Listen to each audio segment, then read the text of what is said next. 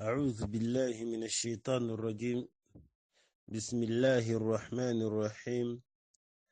الحمد لله الخافض الرافع، حجب الجن عن غيبه بعد أن كانت لهم في السماء مواضع.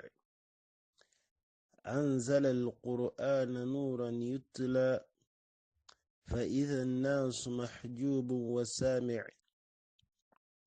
إذا قرئ على العليل ذهبت عن جسمه المواجع، وإذا استمع له الحزين هان في عينيه كل ضائع. نحمده تبارك وتعالى على كل حال وواقع، ونسأله أن يحفظ علينا العقول والأبصار والمسامع، ونرجوه أن يكون عنا ضد الحاقدين والحاسدين هو المدافع. وأشهد أن لا إله إلا الله هو الضار النافع، جعل في السماء بروجا والنجوم لها مواقع، ومن الرياح لواكح، ومنها المدمر ذو الفظائع. وأشهد أن محمدا عبده ورسوله الذي أقض للمشركين المضاجع، ولد يتيما فكيرا فزهدت فيه المراضع، وشب عفيفا كريما، وأترابه في اللهو لهم مراتب. فطوبى لمن تبع سبيله وهداه، فهو الطريق إلى النعيم الواسع. وطوبى لنا بمن بعث للعالمين رحمة، وهو في الآخرة خير شافع. اللهم صل وسلم وبارك عليه ما دام للنجوم مغارب ومطالع، واجعل صلاتنا عليه وديعة يا من لا تضيع عنده الوداع، ومن تبعهم بإحسان إلى يوم الدين. أما بعد، فيا عباد الله، أوصي نفسي وإياكم بتقوى الله عز وجل، والسمع والطاعة كما يحب ربنا ويرضى. آمين يا نعم المولى ويا نعم النصير. Baganda bange ab'ebitiibwa ne bannyinaze abalungi, twebaza Allah atuwangaazizza n'atutuusa ku lunaku lwaffe olwaleero, nga tugenda mu maaso n'okutunuulira ebyo ebyekusise bya suratu al-Fatiha.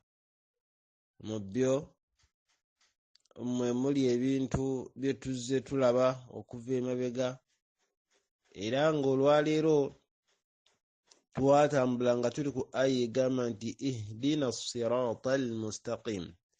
Aye Allah wange nsaba obeere ng'onnuŋŋamya ku kkubo eggolokofu. Twalaba ekkubo eggolokofu, biki ebirifuula ekkubo eggolokofu, nga bwe baagamba ba ahlul ilm, nga bwe yagamba mukadde waffe ibn al-Qayyim. Bwe tutyo bwe tutambula tweyongeddeyo ne tujja twatuuka ku aya enyweza aya eri, okwagala okubeera nti nno obaolyawo tetubulaabula ow'ekitiibwa Allahu subhanahu wa ta'ala mu tteeka mu yagambira nti inna rabbi ala siratin mustaqim. Etteeka eryo ne tuliraba ne tukakasa nti ow'ekitiibwa Allahu subhanahu wa ta'ala, omuntu yenna amwagala n'okugoberera ebyo bye yalagira, Allah olina kumusanga ku as-sirat al-mustaqim. Mu mbeera efaanaganako bwetyo ne tujja nga tulaba ebigambo by'omubaka sallallahu alaihi wasallam n'ebigambo by'abamanyi ku nsonga ezikwatagana n'ebyo ebikolwa n'ebigambo by'ekitiibwa Allahu subhanahu wa ta'ala. Twatambula ebigere bingi era ne twekakasaako nti owekitiibwa Allahu subhanahu wa ta'ala buli kintu kyonna kye yasuubiza ekyo nno ye mwenkanya era tujja kukisanga. Watammati kalimatu rabbika sidqan wa adla. Mu nsonga zonna okubeera nga tumanya nti fa inna aqwaluhu jalla wa ala kulluha sidq. Ebigambo by'owekitiibwa Allahu subhanahu wa ta'ala byonna mazima wa rushd era wa huda wa adl wa hikma. Bweba nga bwe bityo bwe biri ebigambo by'owekitiibwa Allahu subhanahu wa ta'ala bwenkanya na buluŋŋami, na bwe kityo n'ebikolwa bye Allahu subhanahu wa ta'ala kulluha masalihu, byonna tuganyirwamu oba kuganyirwamu eri omwana Adamu, wa hukm wa rahmatun wa adl wa khair, kusaasira, bwenkanya na bulungi bwereere. Ab'ebitiibwa twagenda mu maaso ne tukikakasa nti fasharru, ekyo kyonna ekibi, la yadkhulu fi af'alihi subhanahu wala aqwalihi albatta. Ekigambo ekiyitibwa ebibi, ekibi n'ebikola byonna tebiyingira oba ekibi tekiyingira mu bikolwa by'owekitiibwa Allah wadde mu bigambo bye.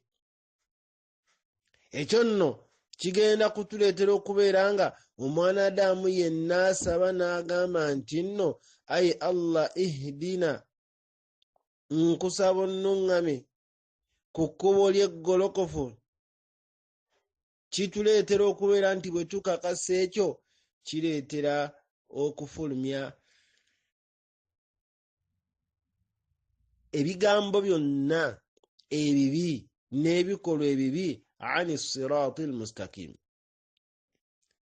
Bwe kibeera nti bwe kityo bwe kiri, kisoboka kitya okubeera nga fakaifa yadkhulu fi af'ali man huwa ala sirati almustaqim au aqwalihi, kisoboka kitya okubeera nti nno ekintu kyonna ekibi kiyingira mu kkubo oba kiyingira eri oyo olya bulungi mu bikolwa bye ne mu bigambo bye oyo ali ku kkubo eggolokofu, wa huwa Allah subhanahu wa ta'ala.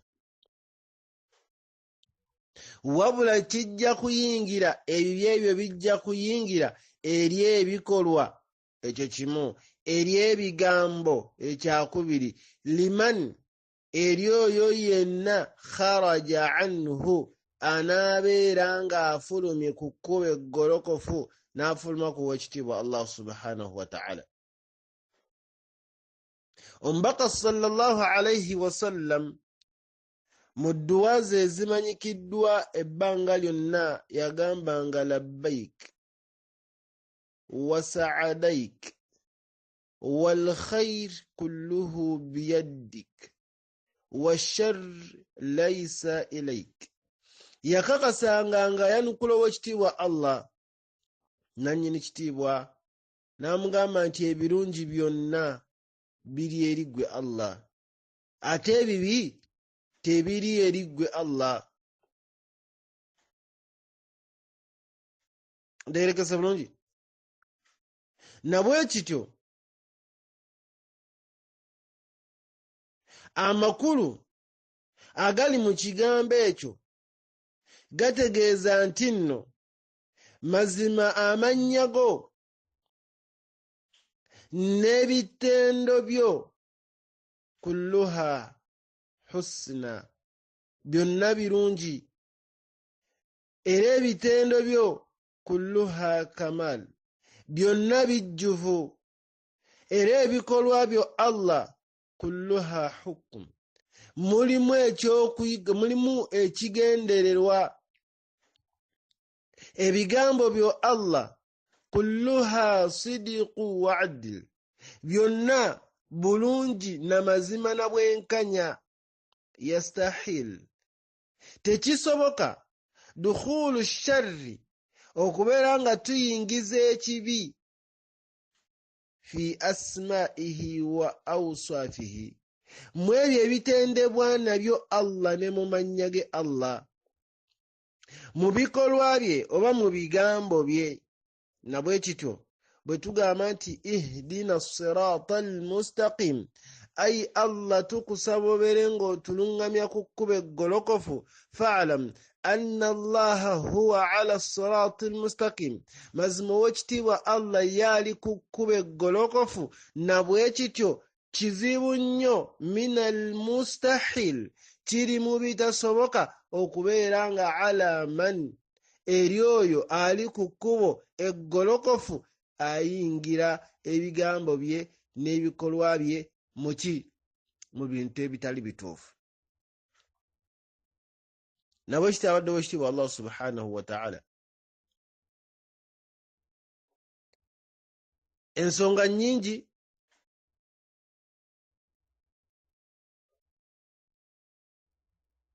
Imaamu Nawawi rahmatullahi alayhi rahmatan wasi'a yagamba nti ekigambo ky'owekitiibwa Allah washarru, afwan kyombaka sallallahu alayhi wasallam, washarru laysa ilayk, obubi tebuli gy'oli. Yagamba mulimu ensonga 5.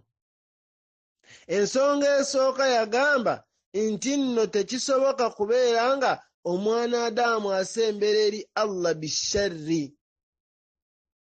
Tekisoboka mwana Adamu kusembera eri Allah bisharri, ekyo tekiriyo. Ekyokubiri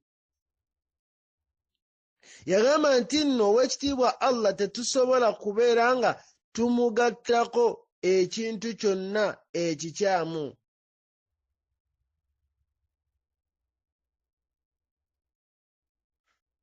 Tetusobola kugamba nti wa ya rabbi sharri,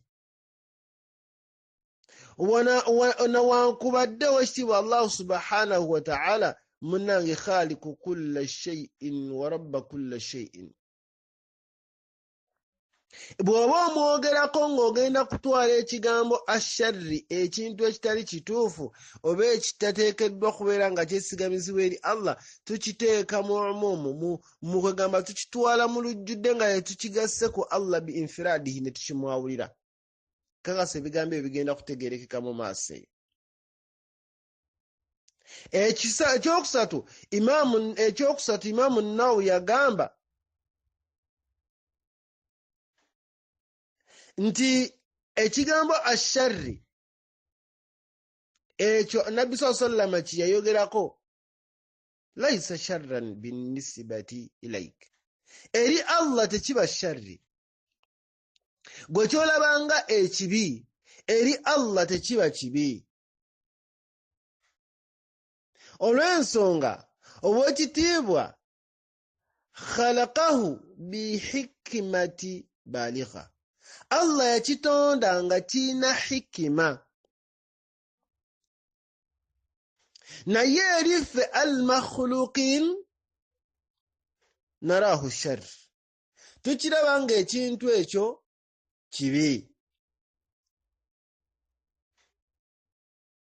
Ensonga endala, ebyo byonna bwe tuba nga tubitegedde, kanjogereko ezo 3 tugende mu maaso. Ebyo byonna bwe tubeera nga tubitegedde, kitumala okutegeera nti ekibi kyonna tekyesigamizibwa eri Allah subhanahu wa ta'ala, wabula tulina okwerongoosa mu ntegeera, mu mbeera ffe ze tulaba nti oba oli awo si ze tuteekeddwa okubeera nga tutambuliramu oba okwogereramu ebigambo byaffe. Naye oyo gwe tukakasa nga tugamba nti inna rabbi ala siratin mustaqim, ensonga zino ezikwatagana n'ebibi Allah taziyingiramu. Awalan, owekitiibwa Allah subhanahu wa ta'ala Al-Musannif fi Shafa'il Alili mukadde waffe yagamba nti huwa subhanahu khaliqul khairi washarri. Nagamba wekitiibwa Allah ye yatonda ekirungi n'ekibi. Fasharru fi ba'di makhluqatihi la fi khalqihi wa fi'lihi. Yagamba nti ekibi kiri eri era kibeera kikolwa oba kwegamba kidde eri ebyo ebitonde bye ebimu ku byo, wabula so si mu ye mu yatonda yadde ebikolwa bye, oba si ye mu kutonda kwe yadde ebikolwa bye. Nga bwe kityo wekitiibwa Allah subhanahu wa ta'ala yejjako buli azaamaanya. Bwe tumanya obulungi nti ekiyitibwa adh-dhulumu olya bulungi wad'u shay'i fi ghayri mahallihi aw mawdi'ihi, kwe kuteeka ekintu mu kifo ekitali kyakyo, ekyo nno kye kiyitibwa obulyazaamaanya. Bwe kibeera nga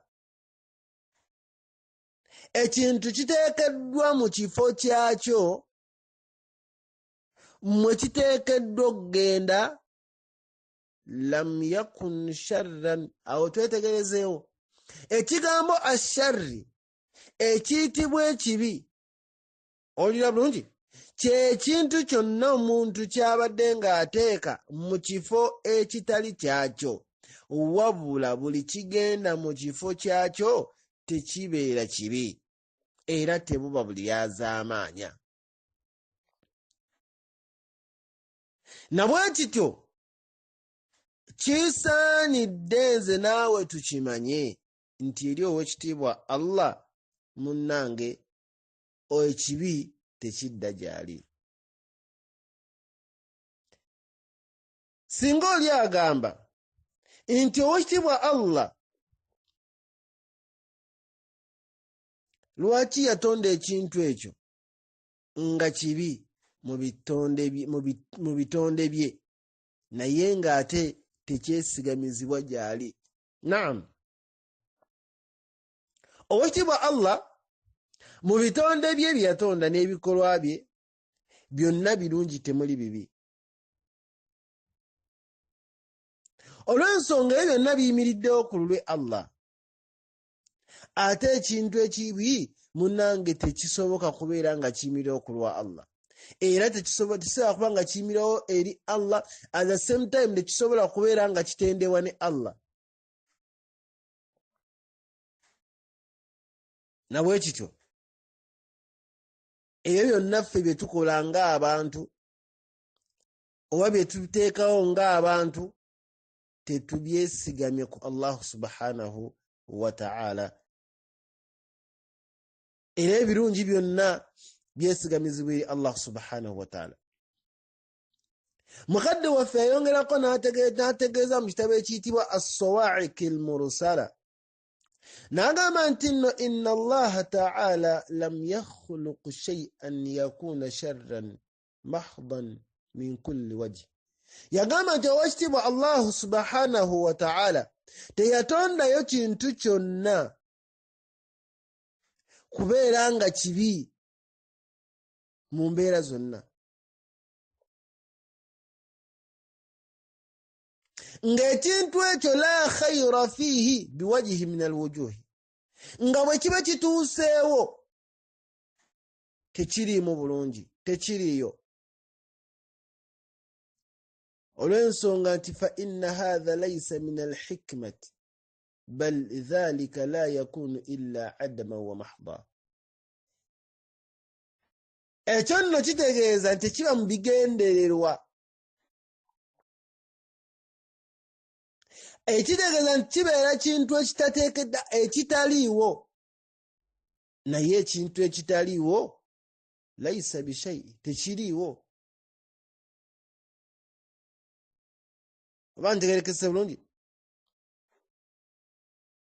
Oba ekintu kisoboka okubeera nga ggwe okiraba, an yakuna fiihi khayr min wajhihi, nga ku sayidi emu nkiraba nti kirungi, olya bulungi, wa sharri min wajhihi, ng'ate n'omulala alaba nti kibi.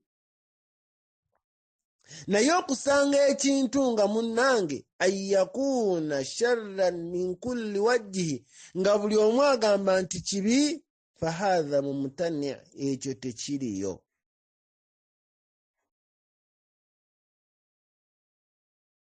Nabwe kityo oba oliawo tusobola okugamba nti kad yazharu ma fihi min asharri, ekintu kisobola okujja nga tukirabamu obubi era ne butweyoleka nga tulaba bubi. Wa yukhfa ma fi khalqihi min alkhairi, mucyo munda nembeera nga mweziiseemu ekirungi naye nga tetusobodde kiraba. Example, owekitiibwa Allah subhanahu wa ta'ala bwe yali ayogerako ne bamalayika, yababuuza okuba nga atonda kisimu yaffe abantu mu suratul Baqara, naye bamugamba nti ataj'alu fiha man yufsidu fiha wa yasfiku dima wa nahnu nusabbihu bihamdika wa nuqaddisu lak. Bamugamba nti ai Allah, ogenda kuteeka ku nsi okwo abagenda okwonoonako, abagenda okuyiwako omusaayi. Si kyokka iffe nno boolina wano, nusabbihu bihamdika, tukutenda, tukusuuta, tukugulumiza. Qala inni a'lamu ma la ta'lamun. Allah yabaddamu n'abagamba nti nze mmanyi mmwe bye mutamanyi. Kiba okubeera nti fa idha kanat almalaikatu ma'a qurbihim min Allahi wa ilmuhum bi asma'ihi wa sifatihi wama yajibu lahu wa yumtani'u alayhi, bamalayika bali okumpi ne Allah n'okubeera kwabwe okumpi kwe mumanyi, bamanyi bulungi amannya g'owekitiibwa Allah n'ebitendo bye. Biki ebigwanidde eri Allah babimanyi, na biki ebitagwanidde eri Allah babimanyi. Bamanyi hikmatihi subhanallah, nga naye mu kyonna tebamanyi kigendererwa kya Allah. Wali nsobeza mu maaso, nga tebamanyi kigendererwa kya Allah mu kubeera ng'agenda kutonda man yufusidu, oyo agenda okwonoona ku nsi, kama ya'lamuha Allah, nga Allah ye bw'akimanyi. Owekitiibwa Allah subhanahu wa ta'ala yeeyawulira ekiyitibwa ilmu, eyo ffe gye tutamanyi. Ekigambo eri ffe abantu kye tukakasa okubeera nti ddala nze naawe ddala awo tetutuukawo. Ebirungi byonna biri eri Allah subhanahu wa ta'ala, ebibi byonna tebiri eri Allah.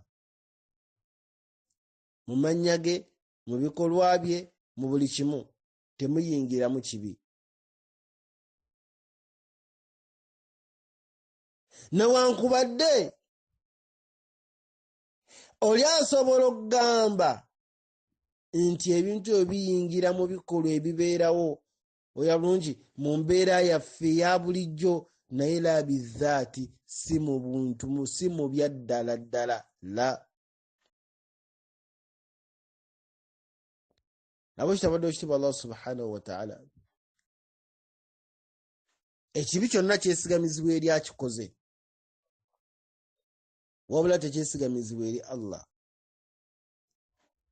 Era bw'oba osomye Qur'ani n'ogyetegereza bulungi nga bwe twajja tugiraba, nga bwe twajja tusoma, olya bulungi bw'ogenda mu surati Shu'ara Oweekitiibwa Ibrahima alayhi salatu wassalaamu yagamba wa idha mariditu, yagamba bwe mba ndwadde, teyagamba nti nno wa idha amradani, Allah bw'andwaza. La, ekyo nno ekibi ekyo ekyokulwala kidda eri ggwe omuntu. Ekyo nno kiraga obulungi obuli mu mannya g'Oweekitiibwa Allah al-muqaddasatu al-Qudus, nga wala al-Quddus, erinnya li Allah eriyitibwa al-Quddus wassalam wal-mutakabbir. Allah qaddasa, Allah yeekaddasa atukula okuva eri obumogo bwonna, era Allah wa mirembe. Maimuna bin Mihrani agamba nti takabbara ani ssu'i wassayi'ati, Oweekitiibwa Allah yatakabbala okuva ku bintu ebiyitibwa ebibi byonna ebibi, era tosobola kubeera nga olowooleza Allah okuggyako ebirungi byokka. Nabwe kiti ebirungi byonna biva eri Allah subhanahu wa ta'ala. Ekintu kisobola okubeera nga kirungi kungulu, nga kibi kungulu afwan, naye nga munda kibi, kirungi afwan. Bw'oba tunuulidde ebintu bingi bijja bituukawo mu bulamu bwaffe, buli omu n'obiraba, nze naawe n'oli, naye mu kubiraba kwaffe mu mbeera ez'enjawulo, mu butuufu kituleetera okulowooza nti oba oli awo tuli ku bintu ebikyamu oba ebintu bibi gye tuli. Oweekitiibwa Allah subhanahu wa ta'ala mu bwenkanya bwe ne mu hikima ye asobola okutonnyesa enkuba ng'erimu empewo erimu muzira. Allah asobola okuleeta omusana naye nga kaana khairaati fi nafsiha, byonna birungi eri omuntu era abyetaaga, naye ate ojja kwesanga nga muntu agamba nti wallahi omusana guno mbi kye gutukoze. N'omubuuza ani atayagala musana nti tewali, ani atayagala nkuba nti tewali, ffenna tujagala. Naye nojja noga wallahi eno enkuba kuno kye yatukoze, Allah enkuba yabadde mbi, naye ng'enkuba mbi. Wabula ebyo enkuba bye yakoze ng'emaze okutonnya bye bigireetedde okubeera embi, so si Allah yasizza enkuba nti nno tugamba nti Allah ye mubi, era ekyokutusiza enkuba yakoze bubi. Nabwekityo Omubaka sallallahu alayhi wasallam ekigambo ekigatta byonna kyekyo kyekigambo kyeyayogera, n'amugamba nti washar layisa ilaik. Nabwekityo ekintu ekibi kyonna tekyesigamizibwa eri Allah, wabula kyesigamizibwa eri ebitonde byonna ebiba biri mu kkubo eryo. Oweekitiibwa Allah subhanahu wa ta'ala yategeeza n'atugamba nti nno qul a'udhu birabbil falaqi, neekingiriza eri omulezi w'ebitonde byonna, yani twekingiriza eri Allah mina sharri alladhi fil makhluq min sharri ma khalaqa, neekingiriza eri Allah obubi obuli mu ebyo ebitonde bye bye yatonda, kubanga yabikutaasa era yakunnyulula okujja mu mbeera efaanaganako bwekyo. Tujja kutandikira awo okwongera okulaba tumalirizeeyo omusomo guno insha Allah ta'ala, tulabe ebirungi byesigamizibwa ku Allah ate ebibi tebyesigamizibwa ku Allahu subhanahu wa ta'ala gwe buli kintu kyonna ekikutuukako kyonna tugamba nti Allah yakintuusizaako la awo nno oba okoze ensobi ennene ennyo awo oyo Allah gwe tugamba nti nno inna rabbi ala siratin mustaqim oyo ali ku kkuba ettuufu oyo eggolokofu kwe twagala okumusisinkana ekyo nno tanazzaha minhu ekyo Allah takiriimu nabwe kityo tulongoose enjogera yaffe n'endowooza zaffe eri Allah subhanahu wa ta'ala rabbana atina fi dunya hasana wa fil akhirati hasana wa qina adhaban nar wa sallallahu ala sayyidina Muhammad wa ala alihi wa sahbihi wa sallim alhamdulillahi rabbil alamin wassalamu alaykum wa rahmatullahi wa barakatuh.